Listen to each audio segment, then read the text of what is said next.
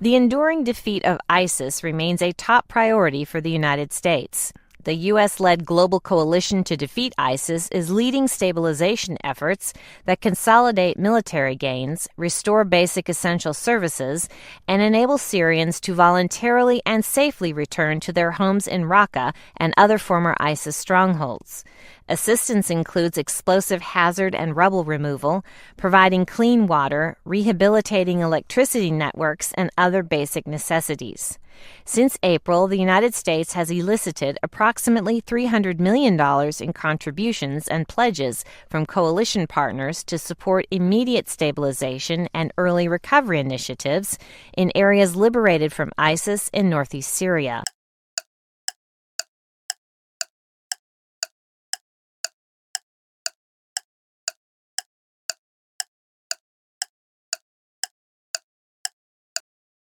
President Trump has reluctantly signed into law a congressional bill imposing sanctions on Russia over its policy in Ukraine and alleged meddling in last year's US presidential election. Afterwards, he called the legislation seriously flawed, saying it encroached on his powers to negotiate foreign policy and hurt the interests of European allies. The company that provided the Venezuelan voting system for the controversial Constituent Assembly elections says the turnout figure was inflated by at least 1 million. The Speaker of the opposition-controlled National Assembly called on prosecutors to open a criminal investigation immediately.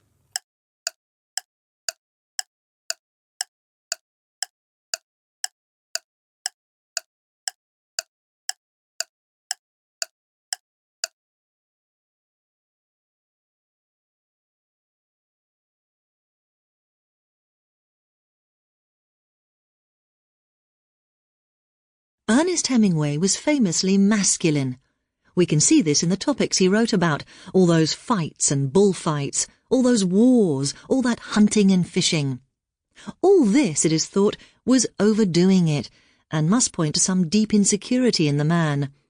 Perhaps he felt that the conventional image of a writer, as a person who doesn't do a lot more than sitting at a desk, not visibly contributing much socially or economically to society as a whole, was unmanly, and carried a certain amount of guilt and shame with it. During the First World War, he was badly wounded, hospitalized, and fell in love with a nurse. He wrote a novel about a man who was badly wounded in the First World War, was hospitalized, and who fell in love with a nurse. The Spanish Civil War and the Second World War followed, as did books about his experiences in them. Now, how much can we draw on a writer's biography to explain his work? It should, I believe, be irrelevant to the judgment you bring to the merits of the individual work. Biographies of writers can be fascinating, especially if they lived as hard and fast as Hemingway, but unfortunately, these days many people prefer the biography to the actual work. It is odd that the very reason a person would want to read a biography of a writer, that the subject has achieved fame and distinction in his field, should be the excuse for not reading his works.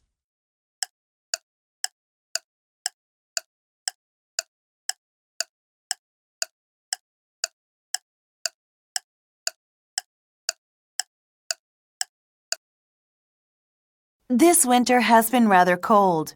It almost feels like we're entering a new ice age. Now, don't laugh. This statement isn't as crazy as it seems.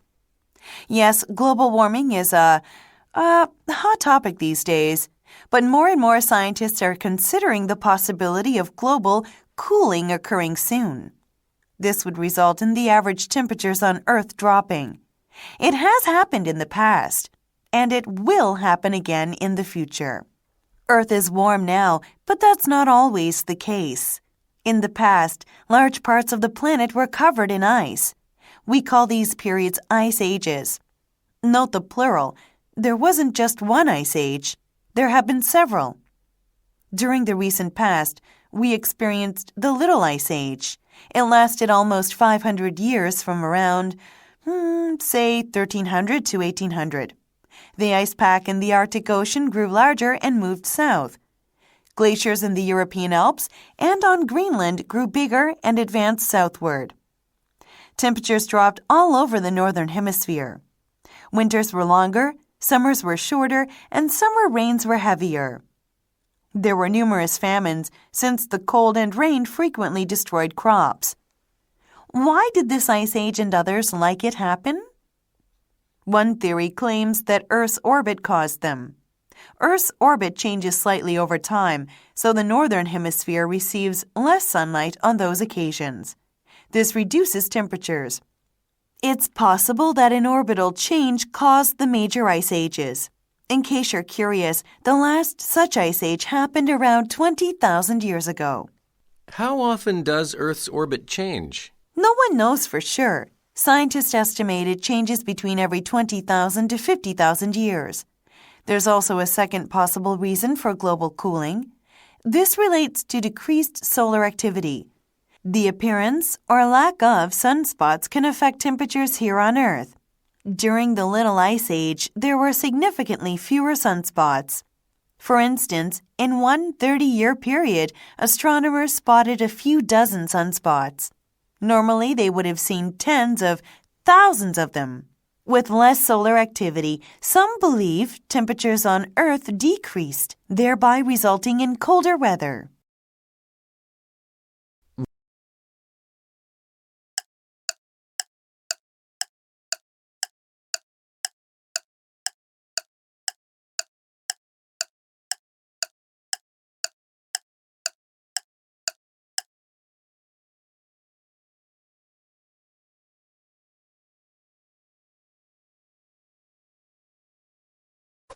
Lost in the coverage of the so-called ClimateGate email controversy is a key point about the IPCC's track record of climate change estimates.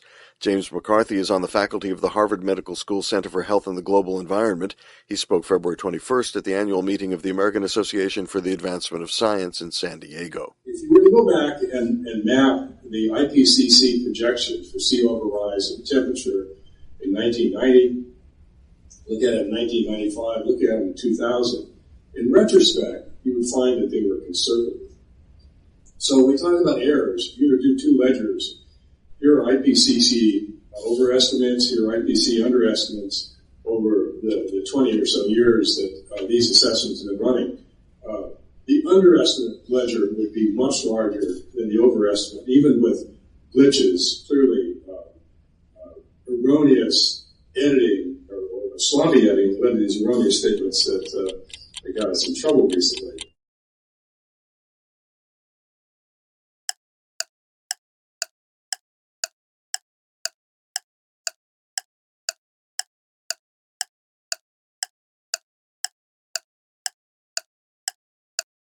It's similar to a pregnancy test. A drop of liquid on a strip of paper causes an easily seen color change.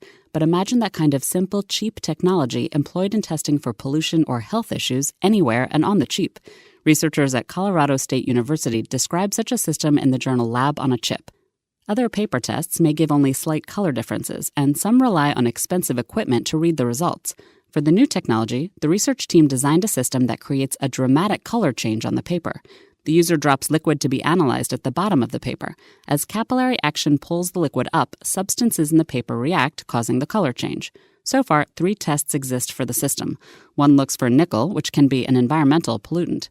The other 2 are for glutathione, a health marker, and glucose for diabetics. In trials, the paper tests competed with conventional methods at measuring concentrations. The university is now spinning off a company to develop the technology. If successful, it could bring cheap, easy analysis to scientists and citizens around the world.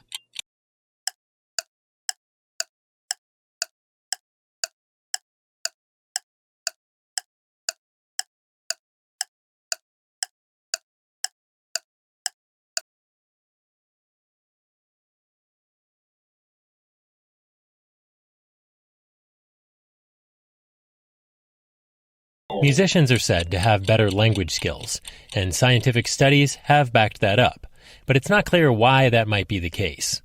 Now a study of 74 Chinese kindergartners suggests 6 months of piano lessons can heighten the brain's response to changes in pitch.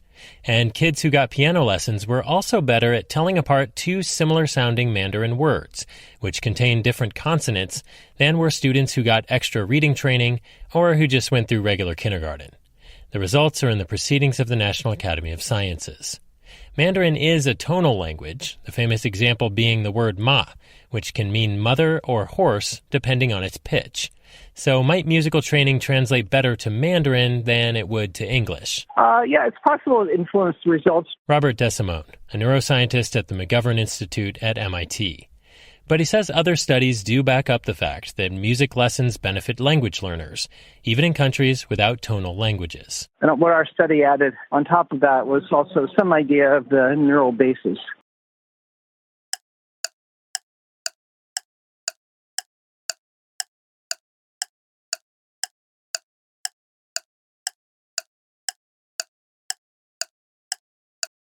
Naturalist has been invited to speak to the members of a college hiking club.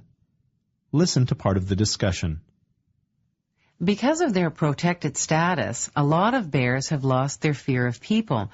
This may make them appear tame, but they're still potentially very dangerous. Bears are wild animals. 1 or 2 bear attacks occur each year in Glacier Park. The majority of attacks occur because people have surprised the bear. What should we do if we surprise a bear? You should try to avoid encounters in the first place by being alert and make noise, talk loud, holler. Bears will usually move out of the way if they hear people approaching. Some people say to carry bells or put bells on your pack. Most bells, even the so-called bear bells, are not loud enough. Calling out or clapping hands at regular intervals are better ways to make your presence known. But isn't it kind of rude to make a lot of noise in the woods? I mean, people go there for peace and quiet. In bear country, noise is good for you. Hiking quietly endangers you, the bear, and other hikers. People sometimes assume they don't have to make noise while hiking on a well-used trail. Some of the most frequently used trails in Glacier Park are surrounded by excellent bear habitat. You can't predict when and where bears might appear along a trail. That's for sure. I remember my surprise when a black bear charged me. It must have been running away from hikers who surprised it on the trail ahead of me. Don't assume a bear's hearing is any better than your own. Some trail conditions make it hard for bears to see, hear, or smell approaching hikers. You should be especially careful near streams, against the wind, or in dense vegetation. Stay with your group and, if possible, avoid hiking early in the morning, late in the day, or after dark, when bears are more likely to be active. Bears spend a lot of time eating, so avoid hiking in areas like berry patches or fields of glacier lilies. How will the bear act if we surprise it? Bears react differently to each situation. They may appear to tolerate you and then attack without warning. The most important advice I can give you is never to approach a bear intentionally. Each bear will react differently, and its behavior can't be predicted. All bears are dangerous and should be respected equally.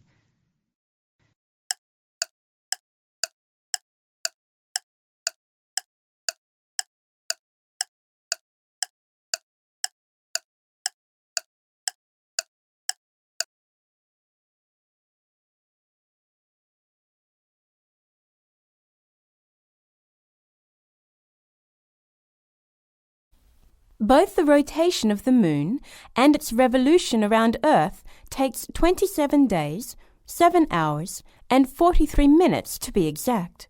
Because of this motion, the moon appears to move about 13 degrees against the stars each day, or about half of a degree per hour. If you watch the moon over the course of several hours one night, you will notice that its position among the stars will change by a few degrees. The changing position of the moon with respect to the sun leads to lunar phases.